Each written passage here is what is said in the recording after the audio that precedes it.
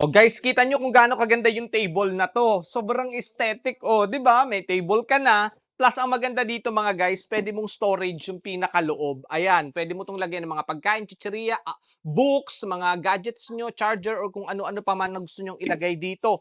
Puwedeng-puwede talaga 'to mga guys sa salas ninyo, sa kwarto ninyo. Sobrang aesthetic, 'di ba? Puwedeng patungan niyo ng flower base. Puwede rin naman habang nagko-coffee ka, nagla-laptop ka dito. Ang ganda, tapos yung pinakaloob niya puwede mo talagang storage kasi malaki yung puwede mong ilaman dito. Tapos yung pinakailalim nito mga guys, ganito tingnan niyo naman, ang cute, oh, makapal yan tapos waterproof kahit mabubu yung coffee mo, yung water mo punas-punas ka lang tsaka hindi basta nagagalusan, scratch proof yan.